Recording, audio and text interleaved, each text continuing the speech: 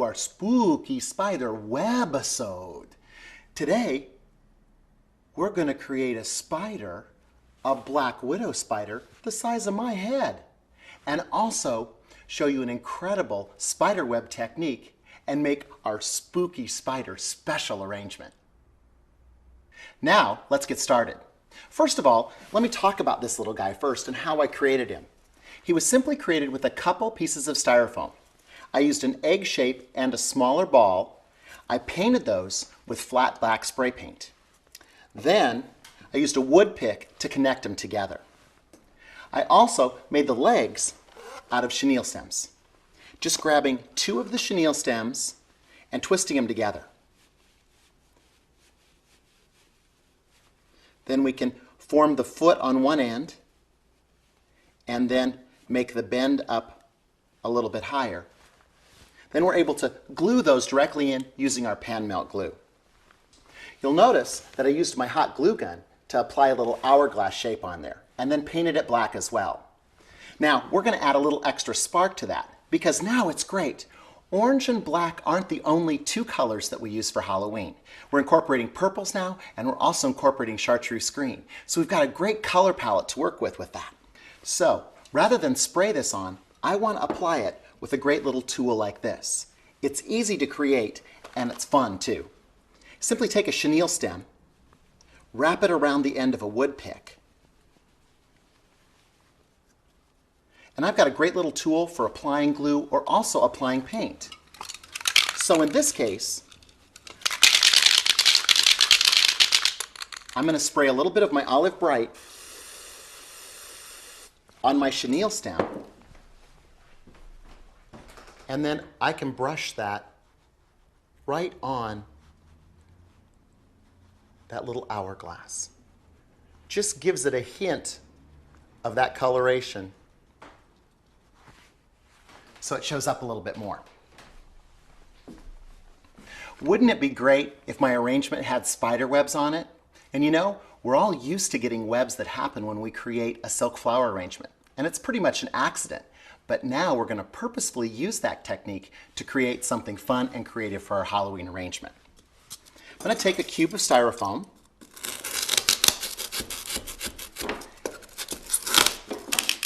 We're just going to cut it in half. Then I'm going to go to my glue pot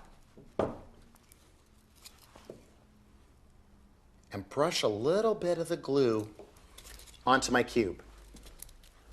Then we rub them together. And then we can start to create spider webs for our little spider.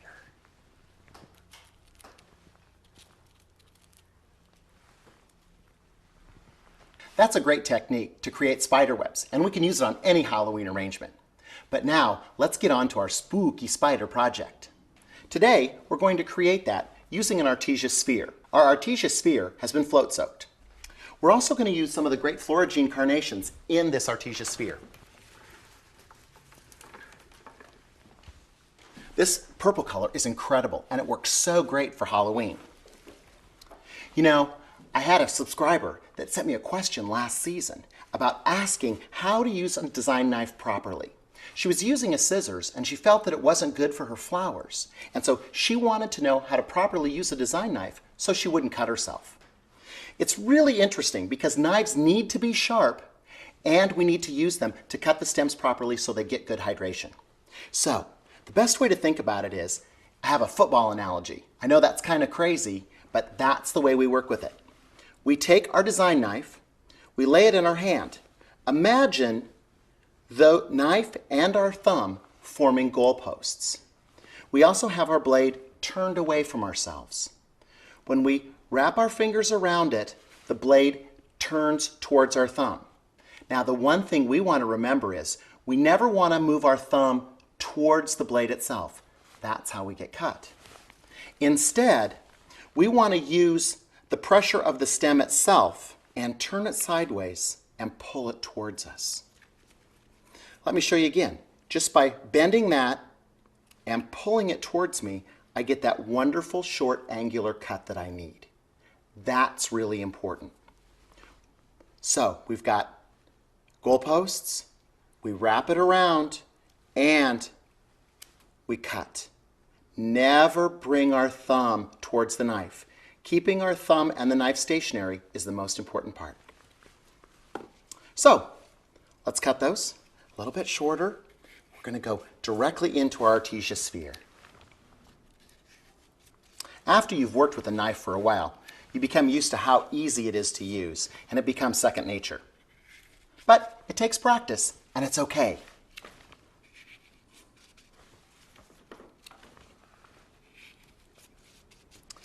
Notice how we're fluffing our Florigine carnations a little bit too, so that we can place them together.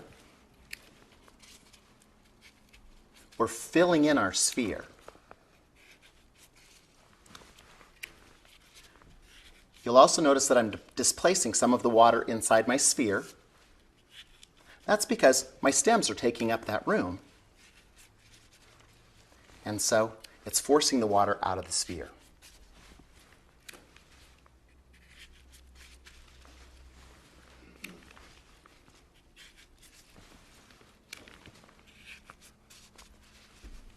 Notice how that's filling in so nicely and creating a perfectly smooth ball.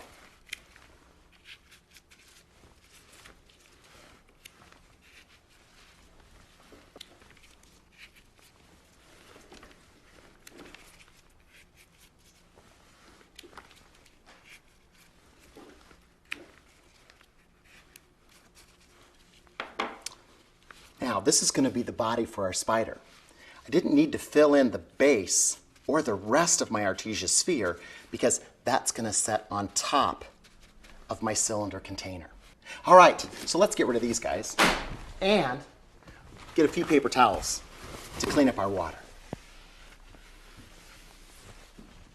So, here's our great little sphere, and these are going to become the legs for our spider. What this is this is aluminum wire and bullion wire that's been combined. I simply took this and created a double length. We cut it off and form kind of a little foot on the end. Then I take my bullion wire and wrap it around that. Not only will it help keep it secure, but it also adds a little bit of texture and a little bit of reflective quality to the spider legs. Now, spiders are arachnids, so they have 8 legs. So we've created 8 legs for our little spider ball.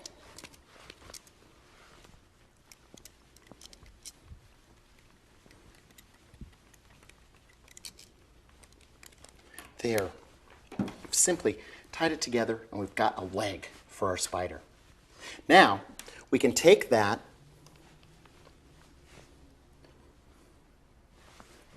and we simply insert it into our Artesia sphere.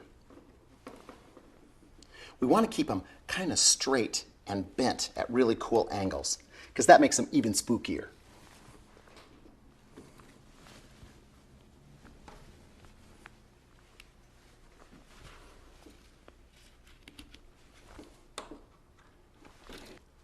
This would be a great thing to do with your kids too, because imagine how much fun they would have bending the little wire legs and also making the spheres. Just be cautious that you help them cut the carnations off and they can insert them into the sphere themselves.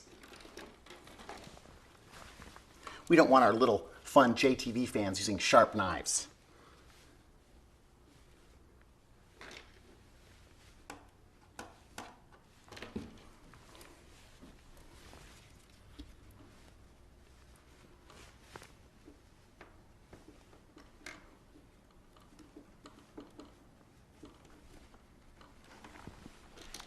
You know what? The great thing about the wire too, if you don't like exactly where the leg went, you can change it.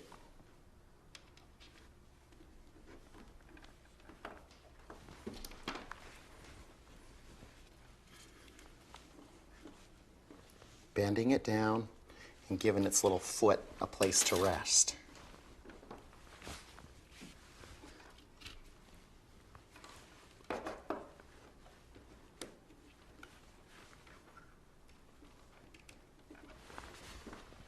There, now that's pretty fun. But you know what? Needs a couple little eyes too. So what we're going to do is we're going to use these great little acolytes. And this is the submersible acolyte. So what I'm going to do is just going to glue the back, and we're going to glue him on the face of our Artesia sphere. The cool thing about these acolytes is when we glue it in place, we'll just be able to twist on, twist off.